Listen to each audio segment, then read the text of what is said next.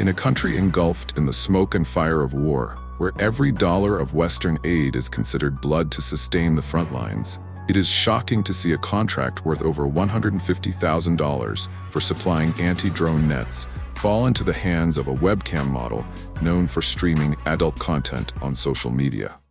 Natalia Bochevic, who once worked in the adult entertainment industry, had only registered her business a few months prior, yet she immediately became a defense contractor.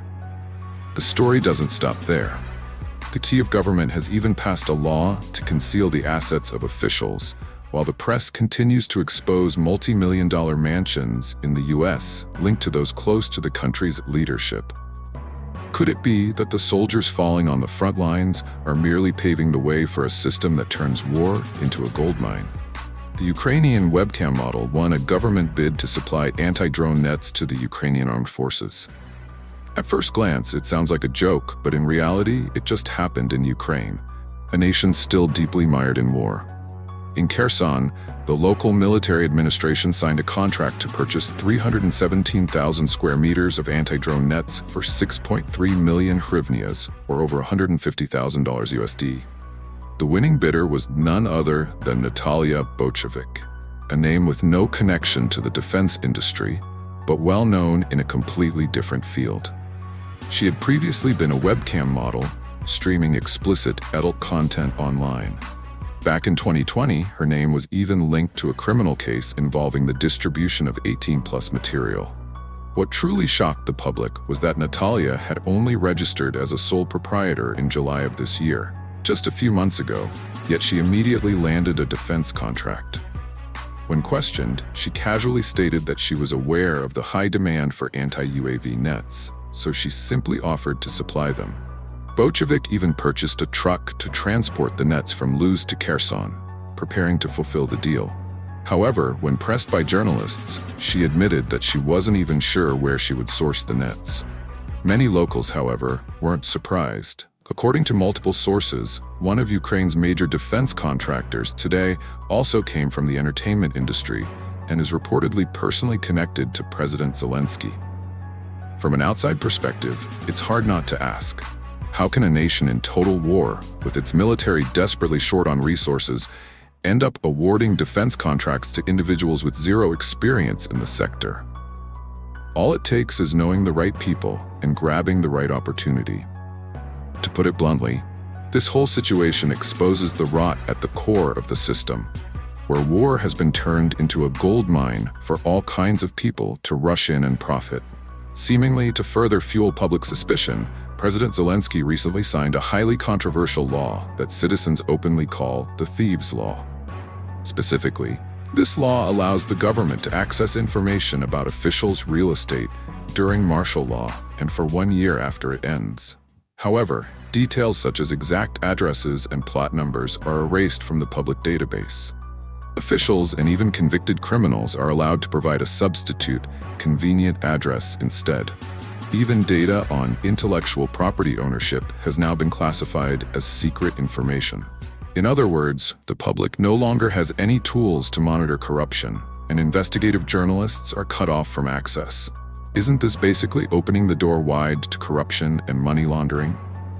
Here is a country surviving on every dollar of aid from the US, the EU, and the IMF, yet it is actively hiding assets from its own people and foreign allies.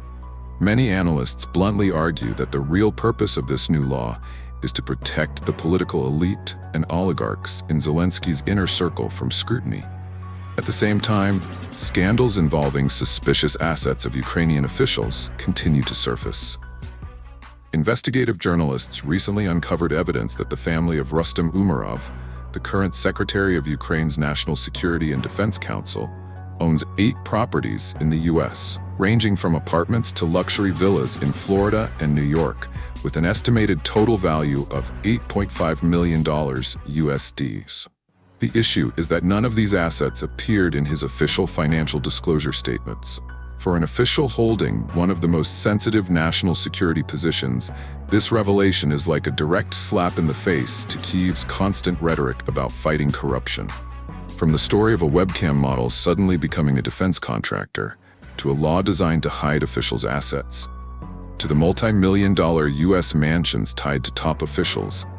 All of it paints a picture that is both darkly ironic and painfully bitter. It exposes a bitter truth. In this war, some people are dying on the front lines, while others are exploiting the chaos, turning it into a gold mine for themselves. And when public oversight is stripped away, when former webcam streamers suddenly become defense contractors, the question is no longer just about loose management, but rather what exactly Ukraine is fighting for, and for whom.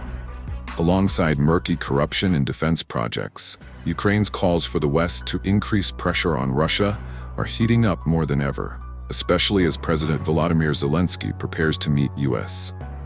President Donald Trump on the sidelines of the United Nations General Assembly in New York.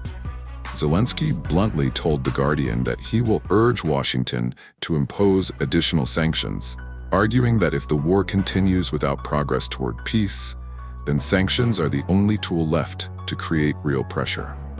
He also sent a strong message to Europe, warning them not to waste any more time, because Trump is waiting to see tougher actions from America's allies. Meanwhile, in Washington, the U.S. Congress is also rolling out new proposals aimed at keeping aid flowing to Kyiv without adding extra burdens to American taxpayers.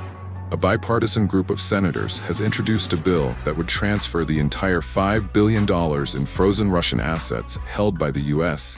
into an interest-bearing account. From this account, President Trump would periodically withdraw at least $250 million every 90 days to send to Ukraine.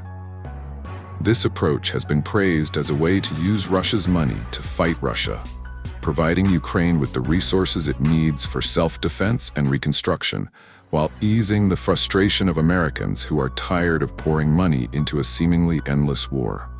Senator KyHuynh stated bluntly that this is the most reasonable step to maintain support without draining the national budget. And it's not just in the U.S. Europe has also entered a fierce debate over how to handle the massive Russian assets that have been frozen since the start of the conflict. The Financial Times revealed that the EU is discussing a highly creative proposal. Instead of directly seizing Russia's frozen assets, the nearly €170 billion currently sitting idle at Euroclear in Brussels would be used to purchase EU bonds with a 0% interest rate, which would then be transferred to Ukraine in the form of loans. This way, the assets themselves would remain untouched, while the value generated from them would be mobilized to finance Kyiv. The President of the European Commission strongly endorsed the plan, calling it a safe path that both avoids legal risks and ensures responsibility is shared collectively across the EU. However, not all EU member states are ready to agree. The US, where Euroclear is headquartered, has also been extremely cautious. Foreign Minister and Deputy Prime Minister Maxime Freiberg warned that if a precedent is set for confiscating sovereign assets, global investors could lose trust in European financial markets. Even worse, a single misstep could plunge Euroclear, often referred to as the notary of the global financial system, into collapse, creating a financial burden as massive as the entire annual US federal budget. Still, he left the door open for further discussion, as long as legal legitimacy is guaranteed and risks are properly shared. This stance shows that Europe is trying to walk a tightrope between political necessity and financial stability. In reality, the issue of Russia's frozen assets is not just political, but also a complex legal tug-of-war. Currently, nearly €194 billion belonging to the Russian central bank has been frozen, of which €170 billion in cash is held at Euroclear. This is an enormous sum, enough to sustain a small economy for years. The EU has previously used profits from this frozen money to guarantee a €50 billion loan package for Ukraine.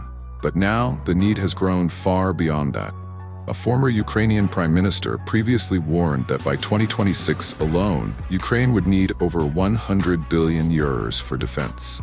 The longer the war drags on, the wider the financial gap grows, while direct funding from the US is no longer as abundant as it was under the Biden administration. In this context, the initiative of using Russian money to fight Russia has become the only lifeline to sustain long-term support. However, this very proposal also highlights the deep divide in interests among Western nations. On one side, some countries want to act quickly to keep Ukraine standing, while on the other side, there are fears of unpredictable financial consequences. Caught between these opposing views, Kyiv grows more anxious each day, as every missile strike and every blackout of its power grid is a stark reminder that time is not on its side. Looking at the bigger picture, the upcoming meeting between Zelensky and Trump in New York will not just be about a few new sanctions or a few $1 billion in aid. It will serve as a litmus test for the entire Western strategy in this new phase of the war. The question is, can the US and Europe find common ground to turn Russia's frozen assets into a financial weapon? Because if they fail, Ukraine risks running out of breath, and the unity of the Western alliance will face serious doubts. What do you think? Leave your thoughts in the comments below, and with that, goodbye, and see you next time.